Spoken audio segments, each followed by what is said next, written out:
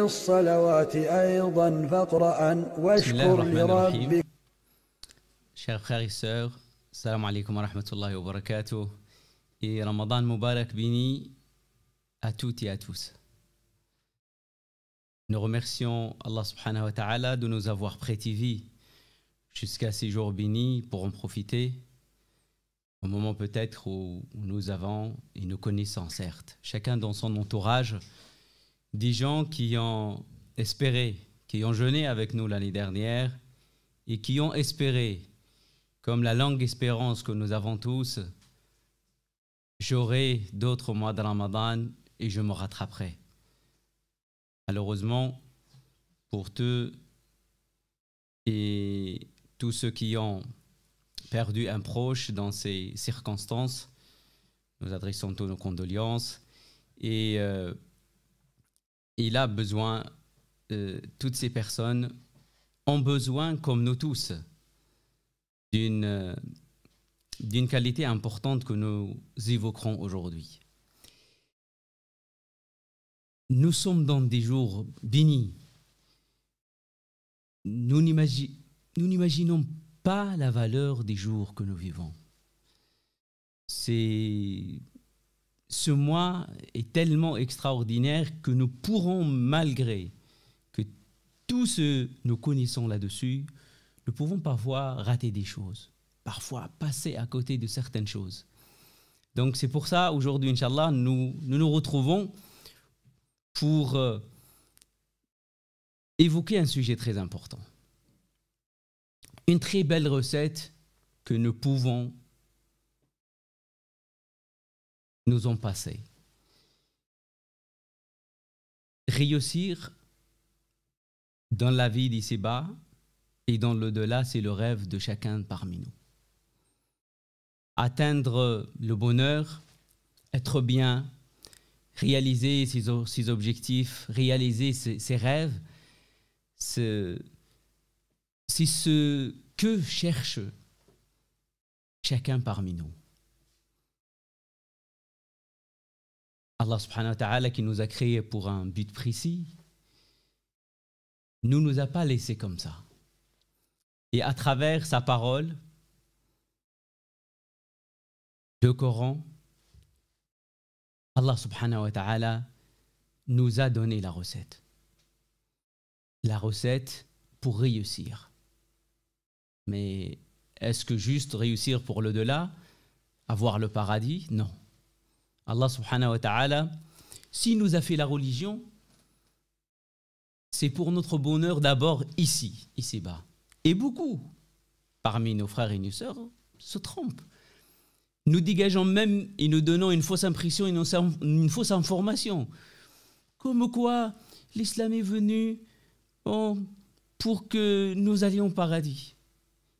Et la vie d'ici-bas, écoutez, on va dépanner tant bien que mal. C'est pour ça, voilà, on voit la plupart des pays musulmans, etc., un peu à la traîne, en retard, derrière, etc. À certains points où certains commencent à penser que c'est vraiment la religion, c'est pour l'au-delà, ça n'a rien à voir avec ici. Mais non. Toutes les lois, tous les objectifs, les finalités de la religion musulmane visent d'abord notre bonheur dans l'ici-bas. Parce que celui qui sera bien ici, qui sera à l'aise, qui vit bien avec lui-même, avec son Seigneur, dans son foyer, avec son entourage, etc., il réussira certainement pour là-bas. Cette recette que nous allons évoquer aujourd'hui est nécessaire pour toi et pour moi. Tu vois, pour nous concentrer dans notre prière, nous souffrons tous de cela. Et nous souhaitons tous prier avec effervescence, avec connexion, avec un cœur présent, de ne pas se laisser distraire dans les idées, partir loin. C'est un objectif que nous visons tous. Nous voulons jeûner bien, sachant que le jeûne se subdivise en plusieurs catégories, celle de commun des mortels de tout le monde, et le jeûne, il y a un jeûne spécifique, il y a un jeûne très spécifique. qui est celui des prophètes et des messagers et des alliés d'Allah subhanahu wa ta'ala, où tout jeûne, la langue jeûne, même leur cœur jeûne. C'est un objectif que nous cherchons, de jeûner ce jeûne des prophètes et des messagers, où ce n'est pas seulement notre langue qui jeûne. Eh bien, le Coran nous a donné cette recette. Tu veux réussir dans tes relations? Nous avons tous des problèmes dans nos relations, avec nos parents, avec nos enfants, avec nos femmes, les femmes avec leurs maris, avec les proches. Oh, combien de problèmes nous avons et que nous avons besoin de régler, et nous avons le souhait d'être un jour en parfaite harmonie avec tout le monde.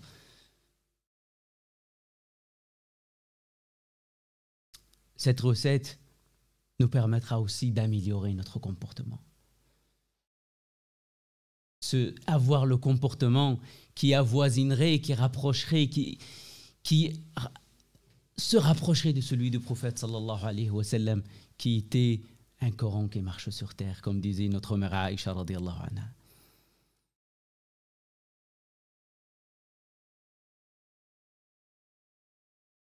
Je ne vais pas faire durer le suspense. Cette recette est bel et bien une qualité, une aptitude qu'Allah subhanahu wa ta'ala nous enjoint d'avoir et de s'y accrocher. Sans cette qualité, toute notre société serait en perdition. Et vous savez, beaucoup de nos problèmes viennent de l'absence de cette qualité.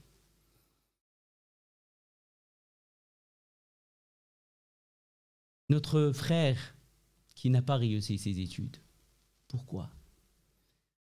Celui qui a sombré dans l'alcool ou dans la délinquance, où il a pris un mauvais chemin, pourquoi?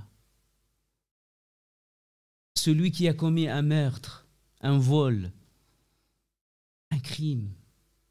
En nous creusant bien, nous allons arriver à ce constat. Ils ont tous quelque chose en commun. C'est qu'ils n'ont pas cette aptitude, ils n'ont pas cette qualité. Vous savez c'est quoi cette qualité? Qu'Allah subhanahu wa ta'ala a cité dans le Coran plus que 90 fois. Jamais une qualité est autant citée dans le Coran, jamais. Tu ne peux pas être courageux sans avoir cette qualité. Tu ne peux pas être généreux sans avoir cette qualité. Cette qualité qui vaut beaucoup, qui rentre partout. Cette qualité est la patience, l'endurance et la persévérance.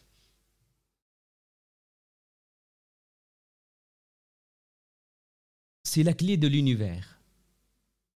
Allah subhanahu wa ta'ala nous apprend ceci à travers les versets du Coran. Nous allons revenir en arrière. Celui qui sombre dans la drogue ou la délinquance ou l'alcool, ça vient d'où? Il n'a pas patienté. Il n'a pas su faire face aux problèmes, à la dureté de la vie et aux problèmes du quotidien. Alors, au lieu de se battre, d'essayer, de faire l'effort pour réussir, pour dépasser ses problèmes, il cherche quelque chose de facile. En pensant que ça peut lui régler ses problèmes. Alors, ça ne fait que de les repousser et les amplifier. Pareil pour celui qui n'a pas réussi ses études. Il n'a pas su avoir preuve de patience et de persévérance dans son travail. Ainsi, celui qui cherche à réussir dans sa vie, dans son travail, dans la société, dans l'entreprise où il est, pour booster sa carrière, pour aller vers l'avant, pour aller de l'avant, pour réaliser ses rêves, pourrait-il le faire sans patience et sans endurance et sans persévérance? Celui qui veut se mettre bien dans le chemin d'Allah subhanahu wa ta'ala, de bien réussir ses prières, s'élever, augmenter sa voix, sa foi, suivre la voie, s'éloigner des péchés. Pourrait-il atteindre tout cela sans avoir cette qualité? Vous savez, as-sabr en arabe, la patience, veut dire le fait de se retenir, al-habs ou al-mana', de retenir, de maîtriser. C'est pour ça les savants musulmans nous comparent l'être humain. Chacun peut se comparer à lui-même avec son âme, avec son nafs, comme étant en voyage. Et il a pour monture, comme moyen de transport, son âme et son nafs. Si cette monture n'a pas de volant pour la guider, si cette voiture n'a pas de volant, n'a pas de frein, pourrons-nous arriver au bout, arriver à bon port? Nous savons, musulmans, ils disent que, fils d'Adam, tu es en voyage dans la vie d'ici-bas. Et tu as pour monture toi-même, ton nafs, ton âme. Alors, et ton guidant, ton volant, ton frein, c'est la patience. Et sans la patience et la persévérance, tu peux dévier, aller droite ou à gauche.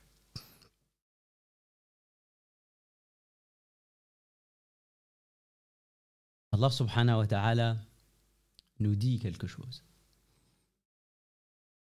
Tu veux être en compagnie d'Allah subhanahu wa ta'ala. Bien sûr, pas la compagnie physique. Tu veux qu'Allah subhanahu wa ta'ala soit avec toi? Tiens-toi à la patience. Inna Allaha ma'as sabirin. Allah est avec les patients. Il les soutient, il les entretient, il les protège.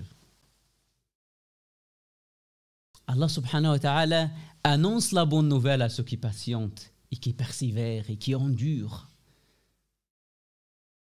Wa bashshir as-sabirin, et annonce la bonne nouvelle, dit le Coran, à ceux qui patientent. Vous savez, vous voulez le maximum de récompenses, de hasanat. Tiens-toi à la patience et la persévérance. Inna Allah yarzuqu man yasha'u bighayri hisab. Allah accorde la subsistance sans compter à ceux qui patientent. Peut-être maintenant nous allons comprendre le hadith du prophète sallallahu alayhi wa sallam qui parle du jeûne du mois de Ramadan. Pourquoi Allah subhanahu wa ta'ala dans le hadith Qudsi, plutôt dans le hadith du vin, Allah subhanahu wa ta'ala il dit Kullu amal ibn Adam lahu illa as-sawm fahuwa li wa ana ajzi bih. Allah subhanahu wa ta'ala il dit j'ai annoncé la récompense de chacun des actes. Si tu pries tout seul, tu as 2 degrés. Si tu pries à la mosquée, tu en as 27. Si tu lis une lettre du Coran, tu as une hasana. Et la hasana, elle est multipliée par 10 et jusqu'à sadaqa, jusqu'à 500, etc. Sauf le jeûne.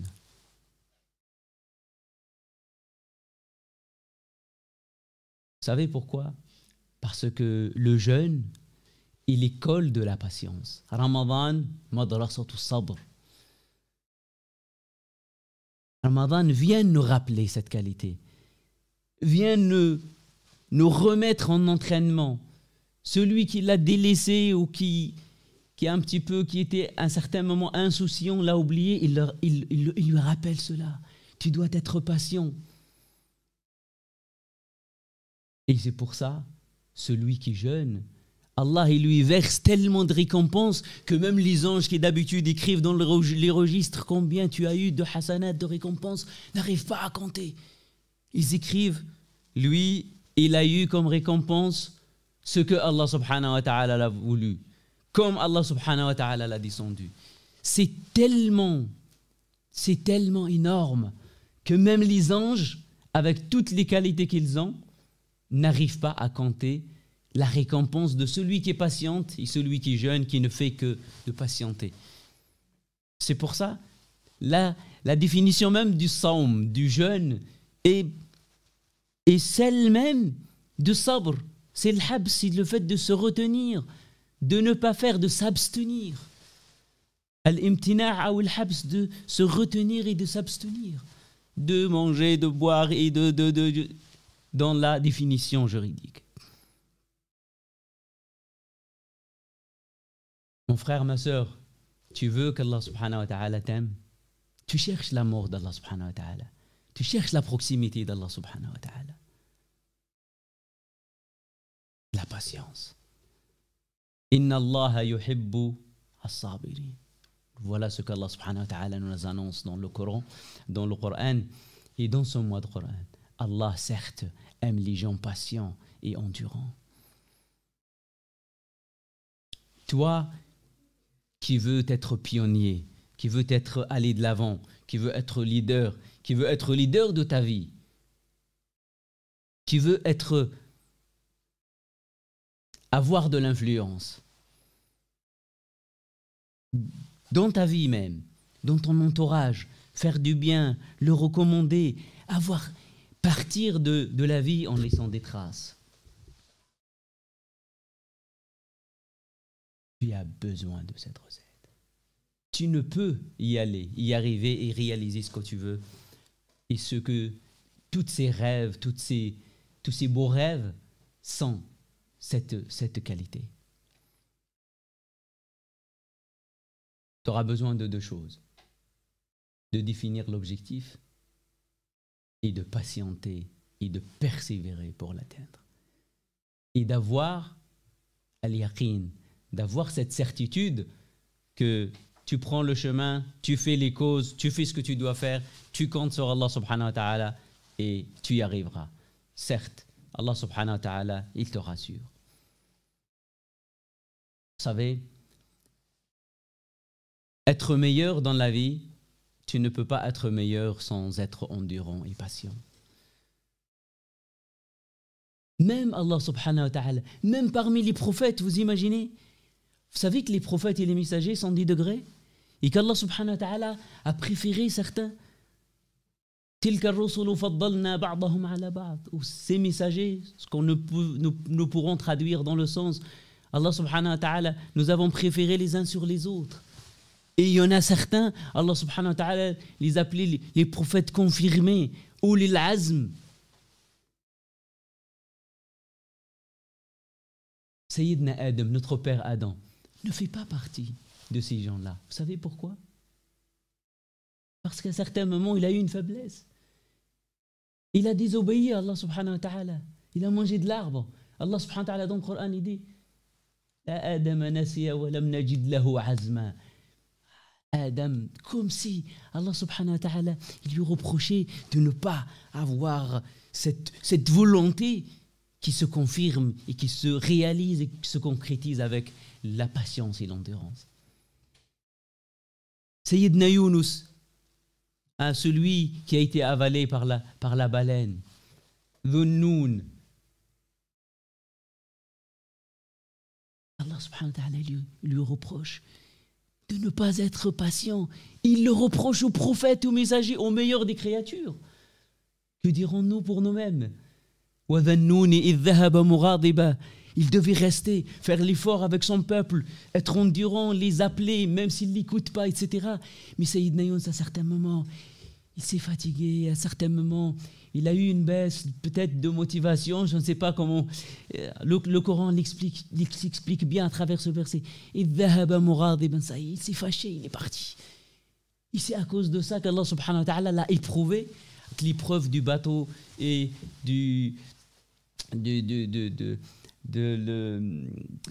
cette histoire qu'il a été jeté dans la mer, etc. Et toute cette épreuve qui a eu à la fin une belle fin avec une très belle récompense.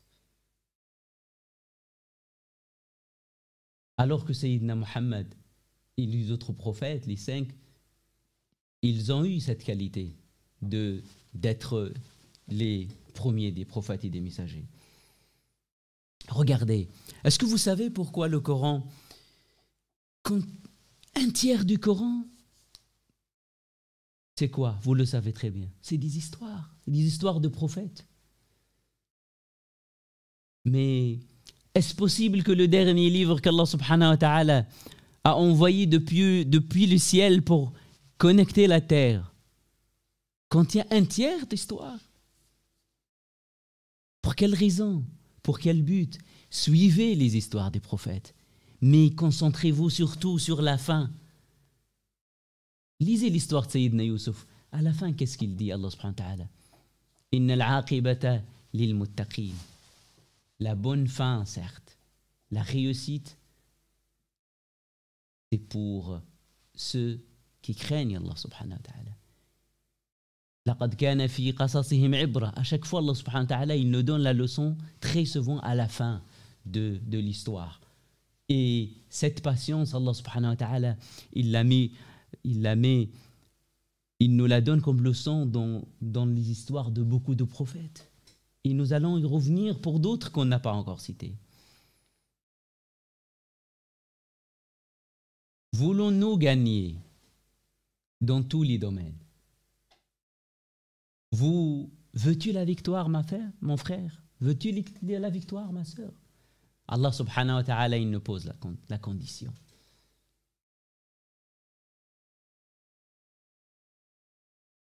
In yakun minkum 20 sabirun yaghlibu mi'atin. Il s'adressait aux croyants. Il leur dit, n'ayez pas peur. Dans tous les combats que vous affrontez, que vous menez dans votre vie, as-sabru an-nasru ma'a as-sabr. La victoire est avec la patience. Ainsi, nous ne pouvons pas être les premiers, être les pionniers sans patienter. Malheureusement, quand nous regardons l'histoire de l'islam, au moment où les musulmans étaient patients, endurants, sérieux, etc., ils ont réussi à mettre les préceptes du Coran et les enseignements du prophète sallallahu alayhi wa sallam pour construire une civilisation qui est humaine, magnifique, pleine de réussite, de progrès, de service à l'humain, dans la médecine, dans les sciences, dans l'astronomie, partout. L'objectif était de faciliter la vie de l'être humain. Et c'est l'objectif de l'islam, c'est l'objectif de l'islam même et de la religion. C'est que l'homme vive bien, que nous vivions bien entre nous et dans la relation verticale aussi avec notre Seigneur. Ô toi qui veux la lumière dans ta vie. Vous savez, le prophète sallallahu alayhi wa sallam nous donne un hadith. Il nous dit as-sabru diya. La patience est une lumière. Pourquoi? Vous savez, parce que dans les ténèbres des problèmes, quand toutes les portes se ferment, quand notre nefs nous pousse à prendre le plus facile des chemins et à ouvrir la plus proche des portes, qui n'est pas certainement ou forcément la bonne. Dans ces moments de difficulté, de problèmes, d'épreuves, toute la vie s'assombrit autour de nous. Mais quant à la flamme de la patience, quant à cette qualité, c'est ça qui va illuminer le chemin. Ainsi nous comprendrons le hadith des prophètes sallallahu alayhi wa sallam. La patience est une lumière, parce que c'est celle que nous retrouverons pour nous guider, pour nous maintenir sur le chemin malgré tout.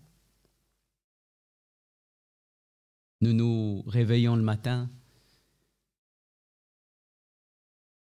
tu tournes à droite, tu trouves un frère ou une sœur, ou peut-être ton père ou ta mère, ou ton époux ou ton épouse, différent de toi. Il ne pense pas comme toi. Ton fils, tu lui dis, tu fais ça, et je te dis, non, moi, je le vois comme ça. Tu vois la vie rouge, il la voit bleue. Je vois la chose comme ça, ma femme, elle a un autre avis. Même ton propre enfant qui est sorti de toi-même, une partie de toi, il est différent de toi. Ton voisin à qui tu partages très peu de choses. Comment nous pouvons mener une vie paisible, faire société ensemble, sans être patient? Impossible. Vous imaginez, tu sors le matin, tu te réveilles, tu te retrouves avec des gens que même ton père, tu ne réfléchis pas comme lui. Parfois, tu te dis, il m'énerve. C'est pas dans ce sens qu'il te... Mais parce qu'il est différent de toi. Tu sors, tu vois ton voisin pareil. Si tu n'as pas la patience, si nous n'avons pas la patience de nous supporter les uns les autres, nous sommes condamnés de vivre ensemble et de faire société en ensemble, que nous veuillons ou pas. Dans les transports, si tu ne patientes pas, qu'est-ce qu'il t'arrive? Arrivons au travail, si tu es patron, si tu ne patientes pas face à tes ouvriers, à tes collaborateurs, comment tu vas vivre? Et si tu es travailleur, si tu ne patientes pas face à tes collègues, à ton hiérarchie, à ton RH, à ton patron, aux lois, aux règlements, qu'est-ce que tu vas faire? Sans la patience, toute l'humanité... D'ailleurs, pourquoi les guerres? Pourquoi les guerres? Pourquoi la zizanie? Pourquoi la rupture entre le frère et son frère? Entre les proches, entre les amis les plus intimes. S'il y a une cassure, cherche derrière. On n'a pas eu à certains moments la patience qu'il faut, ou la dose nécessaire de la patience pour mener à bien et pour trouver l'équilibre dans nos relations. Ainsi le prophète sallallahu alayhi wa sallam nous dit: jamais une personne a eu don meilleur ni plus grand que celui de la patience. Ma u'tiya ahadun 'ata khayrun wala awsa'u min as-sabr. C'est la meilleure invocation que tu puisses faire. Ya Allah, accorde-nous la patience. Parce que grâce à ça, tu vas réussir, et partout et dans tous les sens. Le prophète sallallahu alayhi wa sallam, en traduisant ces versets coraniques, nous dit: Ajaban li amri al-mu'min, inna amrahu kulluhu khayr. Oh, je m'étonne face à la situation, face aux croyants, qui est gagnant dans tous les cas, gagnant sur tous les fronts. Cette patience, c'est la moitié de notre vie. C'est la moitié de notre foi. Si tu perds cette qualité, tu as perdu ta foi, tu as perdu ta religion. Pourquoi? La patience est la moitié de la religion. Nous ne pourrons rien accomplir sans cette belle qualité. Dans la vie, tu es dans deux situations. Ou tu es sans problème, cool, alhamdulillah, ça roule, ça va, tranquille. Et si tout va bien, c'est un bienfait d'Allah subhanahu wa ta'ala. Tu dois le remercier. L'autre moitié, tu es éprouvé. Tu as des problématiques de la vie de tous les jours. Tu as des problèmes. Tu as des obstacles à surmonter. Tu as un parcours à faire, une distance à parcourir. Et là, tu dois patienter. Ainsi le prophète sallallahu alayhi wa sallam, il dit: oh, quelle est merveilleuse la vie du croyant. Quelle est merveilleuse. Quand il est touché par les épreuves, il patiente et il est récompensé. Et quand il est dans l'aisance, il a facilité, il remercie Allah subhanahu wa ta'ala, il est récompensé. Et ainsi, alhamdulillah, où vous allez trouver une religion plus belle que celle-là? Tu es gagnant à tous les coups. Parce que ta vie se balance entre les deux.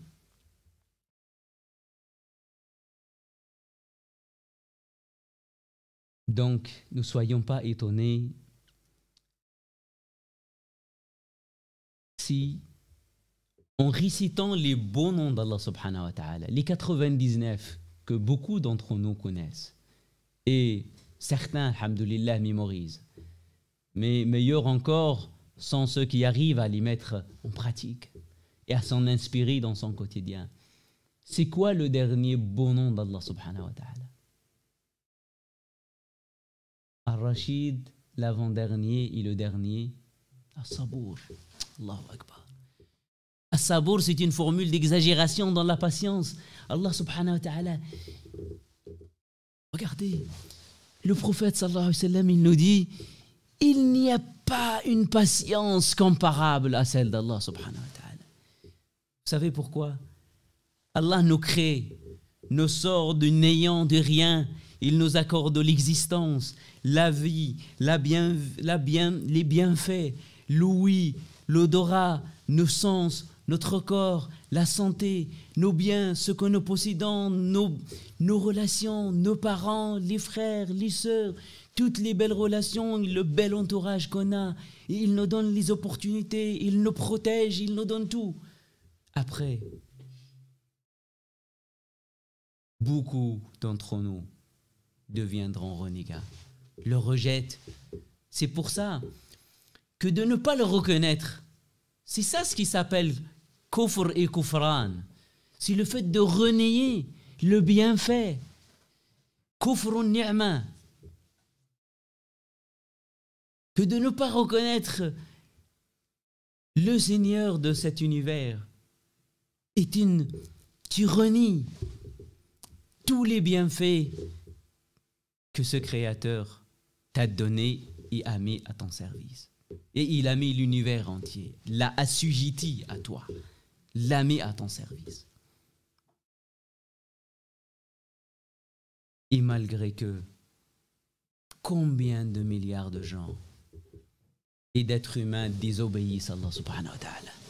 Et dans des moments parfois, collectivement, il y a certains rendez-vous dans l'année où des milliards sombrent dans le péché, en même temps, et des millions et des centaines de millions. Et le prophète Allah subhanahu wa ta'ala, il nous dit à propos d'Allah subhanahu wa ta'ala, La asbara ala ahadan sami'ahu ala adhan sami'ahu min Allah. Il n'y a personne plus patient qu'Allah subhanahu wa ta'ala face à tout le mal qu'il reçoit. Il y a des gens qui insultent Dieu matin, midi et soir. Et malgré ça, il ne leur coupe pas la vie. Il les laisse vivre. Parce que la vie, finalement, ne vaut pas grand-chose auprès d'Allah subhanahu wa ta'ala. Et le prophète sallallahu alayhi wa sallam nous enseigne dans le hadith qui va en concordance avec les versets coraniques. Il dit, si la vie d'ici-bas valait juste l'aile d'une moustique, aucune personne qui ne croit pas à Allah subhanahu wa ta'ala n'aurait mérité une gorgée d'eau de sa part, subhanahu wa ta'ala, exalté soit-il. Mais Allah, il nous laisse. Tout ce que nous faisons, tous nos péchés, tous nos éloignements, tous nos manquements, tous nos négligences et nos faiblesses, nos hécatombes parfois et nos gros problèmes, lui seul les sait. Alhamdulillah qu'il nous couvre avec sa miséricorde et qu'il reste patient et miséricordieux à notre égard.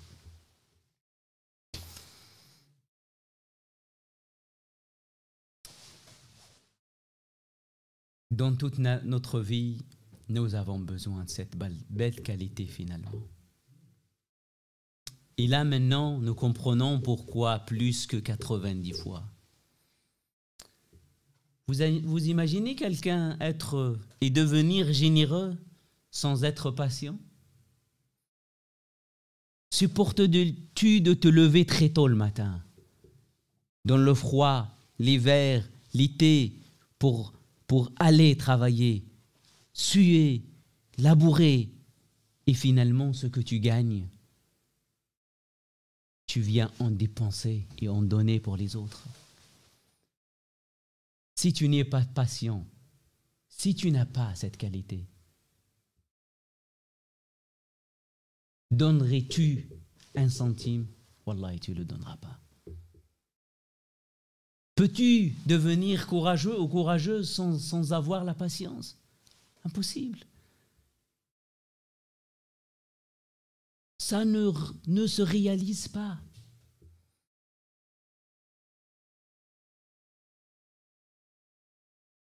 Toute belle qualité, regardez dedans, vous trouvez sa moitié patience. Peux-tu te lever très tôt le matin pour prendre ton sahur pendant Ramadan, ce petit repas du matin, ou pour faire les prières, avec tout le temps qu'il fait, aller à la mosquée, faire l'effort sans avoir la patience? Impossible. Ceux qui ne patientent pas, ils dorment, ils ne se réveillent pas, ou ils préfèrent dépenser au moins d'efforts. Nous avons besoin de la patience pour réussir, parce que dans les adorations,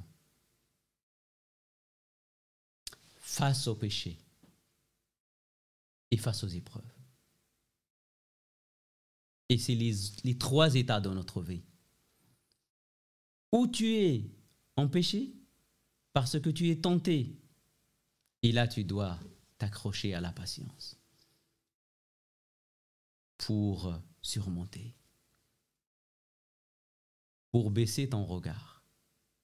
Oh combien c'est difficile aujourd'hui, avec tout nous avons comme moyen de communication. Le haram qui devient très facile et très accessible. Si tu n'as pas ce frein de patience, cette qualité, très difficile, pour accomplir correctement tes prières et tes actes cultuels, ton jeûne, pour être bon dans tous ces états d'adoration, tu as besoin d'être patient.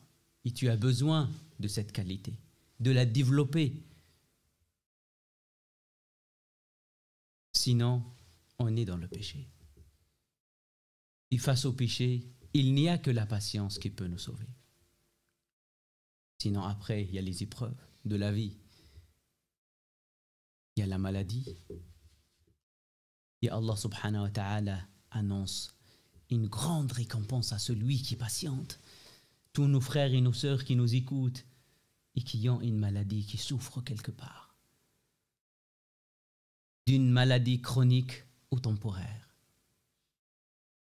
Comptez la récompense auprès d'Allah subhanahu wa ta'ala. Vous allez réussir. Comme la femme qui est venue vers le prophète sallallahu alayhi wa sallam et elle lui a dit qu'elle a des crises comme de l'épilepsie. Elle lui a dit: Ya Rasulallah, ô messager de Dieu, demande, invoque Allah subhanahu wa ta'ala pour qu'il me guérisse. Il lui a dit: tu veux que je l'invoque pour qu'il te guérisse, ou tu patientes et tu auras le paradis? Ya Rasulallah lui a dit: ô messager de Dieu, juste invoque-lui, que j'ai de la patience pour acquérir le paradis, pour le mériter. Et Allah leur accorde le jour de jugement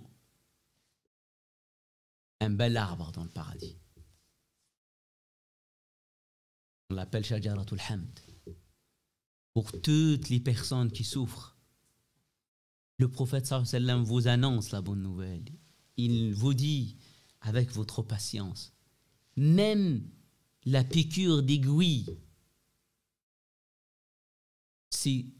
qui touche le croyant et qu'il patiente, Allah subhanahu wa ta'ala le récompense, il lui accorde une grande récompense.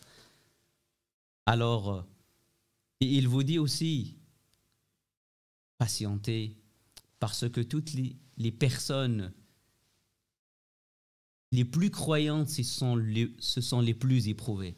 Les gens les plus éprouvés dans la vie sont les prophètes et les messagers, puis les meilleurs, puis les meilleurs, puis les meilleurs. Si tu n'as aucun pépin dans ta vie, aucun problème, aucune difficulté, arrête-toi et cherche l'erreur. Parce que Allah éprouve ceux qu'il aime pour qu'ils patientent et qu'ils méritent le paradis et qu'ils méritent sa compagnie. Inna Allaha ma'a sabiri. Et quand Allah t'éprouve pas, si Allah ne nous éprouve pas, nous devons refaire nos calculs et chercher l'erreur dans notre vie. Ainsi, ne soyez pas tristes et c'est plutôt un bon signe. Quand on est éprouvé, ça veut dire qu'Allah subhanahu wa ta'ala veut nous purifier. Parce que c'est grâce à ces épreuves qu'Allah subhanahu wa ta'ala purifie ses adorateurs et ses serviteurs qui l'aiment. S'il ne t'aime pas, il ne t'éprouvera pas. Celui qui aime bien, châtie bien, comme on dit.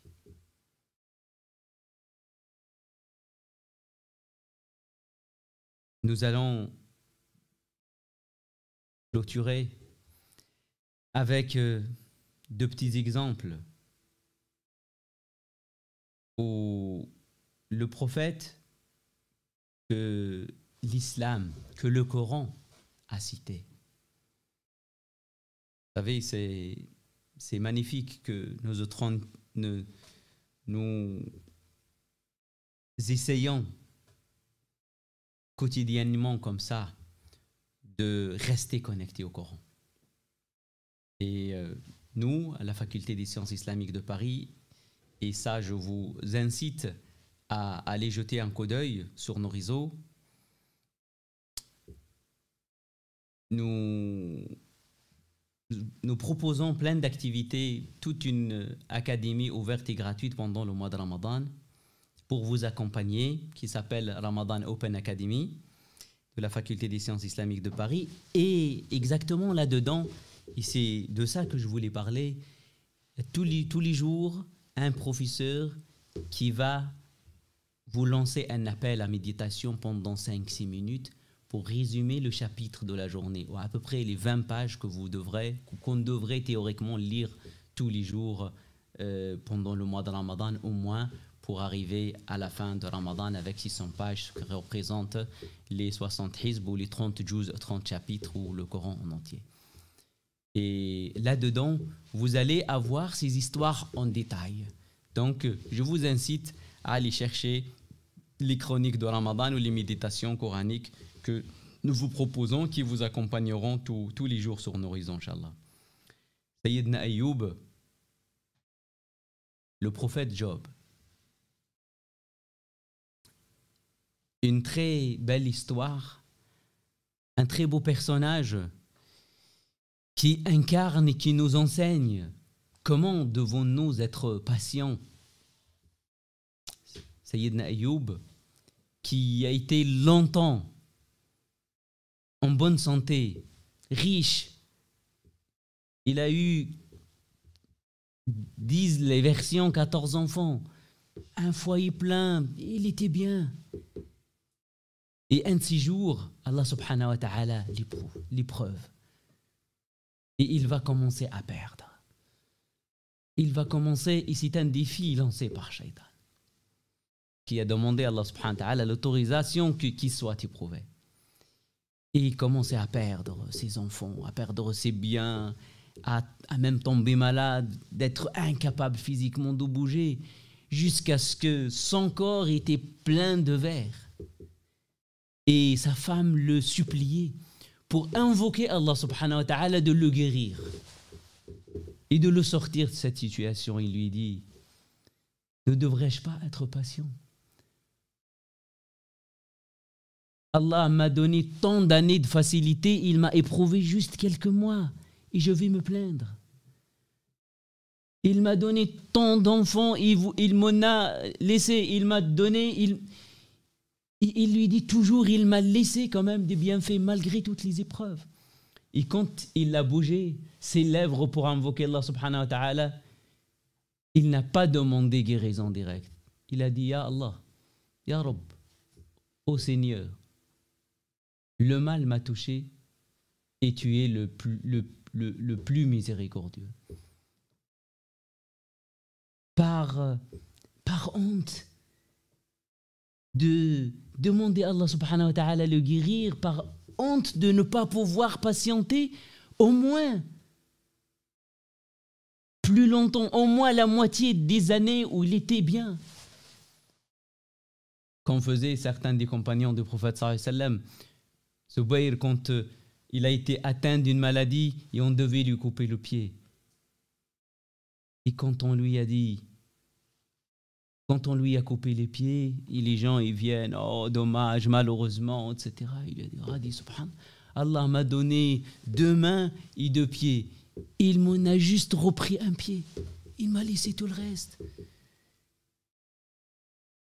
Ainsi d'autres exemples pour des personnes qui ont même perdu leurs enfants.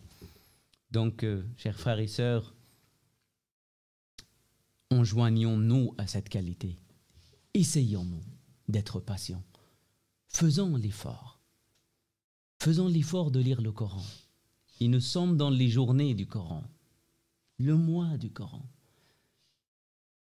Essayons-nous juste de patienter et persévérer pour le finir une fois dans ce mois béni de Ramadan. Vous savez, tout ce mois de Ramadan n'était rien du tout. Vous savez, Ramadan n'était pas Ramadan avant le Coran.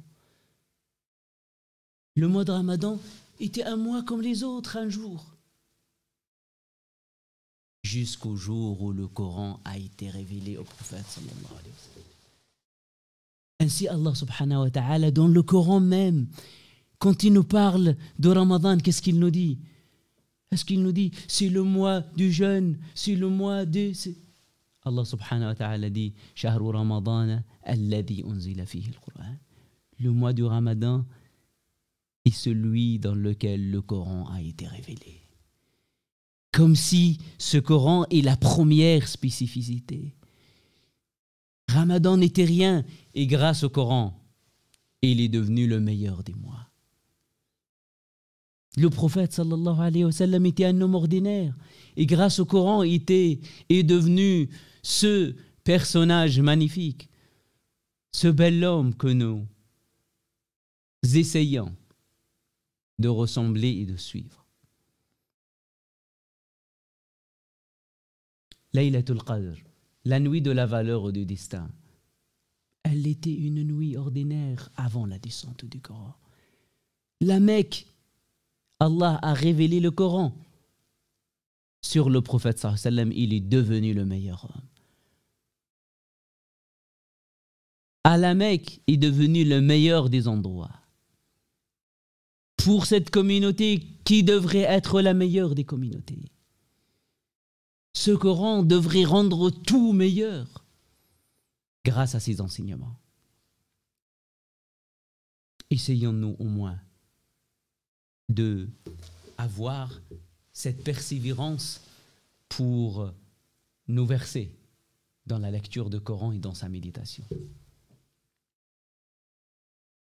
Je ne vais pas m'étaler plus que ça, mais le sujet mérite tellement plus de temps d'être traité et aller dans les exemples. Mais nous demandons finalement à Allah subhanahu wa ta'ala de nous accorder la patience. Allahumma afrigh alayna sabran wa thabbit aqdamana. Ya Allah, verse-nous de la patience, comme on dit les croyants dans le Coran, et raffermis nos pas, et raffermis nos pieds. Donne-nous la patience pour bien profiter de ce mois béni que tu nous as donné encore comme cadeau et que tu nous as offert. Donne-nous la patience pour prier durant ces nuits bénies et atteindre ainsi ton agrément. Ya Allah, facilite-nous le chemin vers la compréhension de ton livre. Facilite-nous le chemin pour nous enjoindre et nous conformer à tes recommandations qui n'auront pour objectif que notre bonheur dans les deux vies. Ya Allah, donne-nous la patience et la persévérance pour que nous deviendrons encore meilleurs avec nous-mêmes, avec toi, avec notre entourage, avec nos parents, avec notre famille, avec nos proches, avec nos voisins, dans notre société dans laquelle nous vivons. Fais-nous, grâce à la patience, des gens qui apportent, qui contribuent, qui construisent. Fais-nous, grâce à la patience, suivre notre mode d'emploi. Tu nous as créés certainement pour un but. Malheureusement, beaucoup d'entre nous l'ignorent. Tu nous as créés pour nous mettre en tant que gérants sur terre. Tu nous as mis en tant qu'êtres humains pour construire, pour édifier, pour réparer, pour répandre le bonheur et le bien, la vérité et la justice. Ya Allah, accorde-nous patience et accorde-nous ton aide et raffermis nos pas pour que nous deviendrons et pour que nous resterons tes serviteurs éternels. أقول قولي هذا وأستغفر الله لي ولكم فاستغفروه إنه غفور رحيم. Bon Ramadan encore à toutes et à tous et soyez patients, soyez patients, soyez patients. Wassalamu alaikum wa rahmatullahi wa barakatuh. واسع السلطان واحفظ فؤادك ما استطعت من الهوى حتى يضيء القلب بالقرآن وعليك بالمتشابهات فإنها عون لحفظ الذكر والتبيان إن التشابه في القرآن كرامة للحافظ المتدبر اليقظان وإذا ختمت